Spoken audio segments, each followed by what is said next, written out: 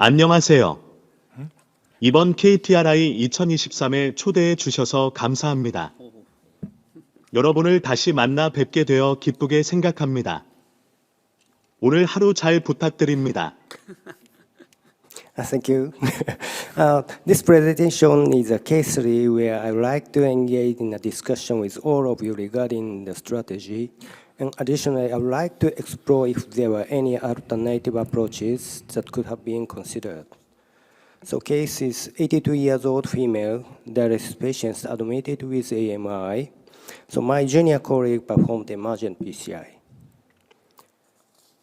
So radial artery was narrowing, but we can perform CAG by radial. So RCA was a distal region. And also circumflex has distal region, and LAD was occluded. So we proceeded with PCI of LAD. IL 4.06 French guiding catheter was able to through the radial artery.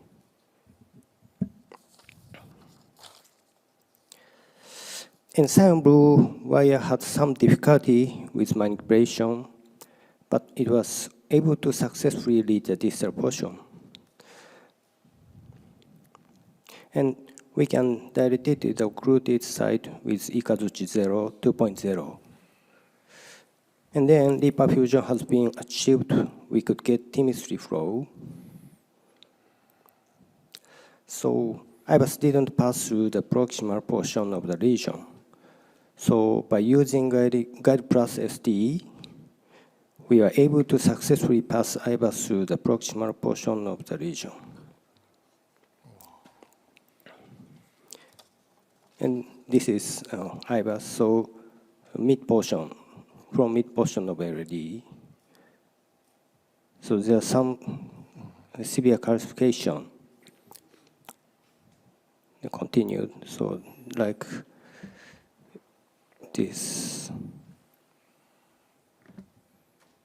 And this is like ring calcification here, here.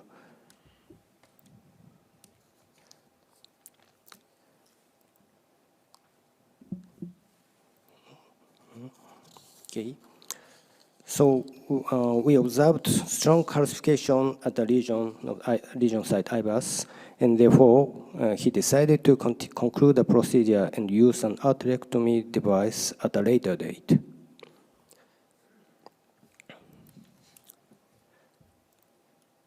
And 3 days later, we performed second session.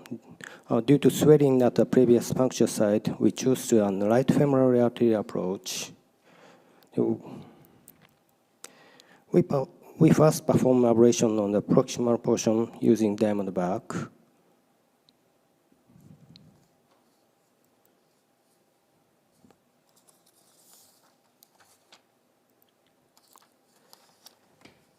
However, the IBAS couldn't pass through the distal portion. This is IBAS from mid portion.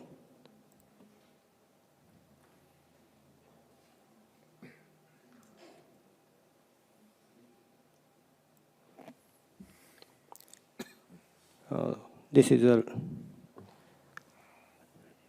ring calcification, so severe calcification, so proximal mid portion of LAD.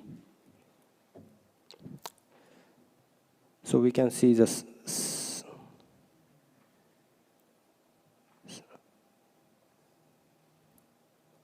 We can see the sanding area, so from proximal LAD.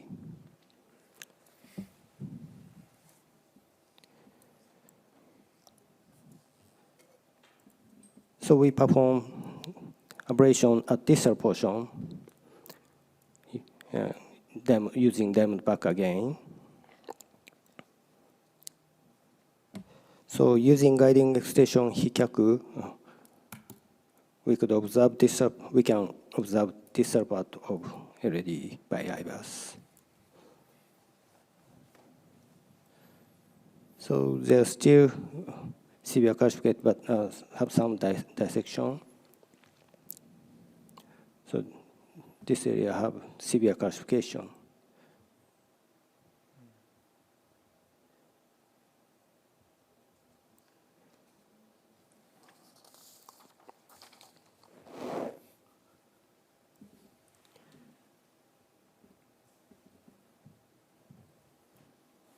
And then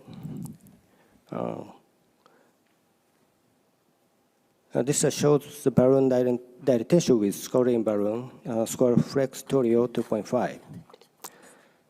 Initially, there was some indentation present, but after rated high pressure expansion, the indentation was significantly reduced.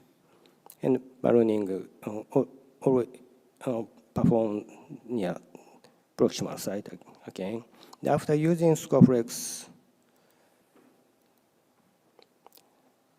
dilatation, angiography has showed the wire. You can see this side.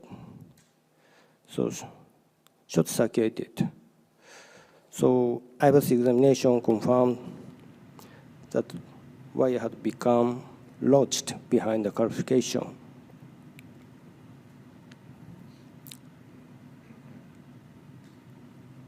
So behind severe calcification, the wire was lodged.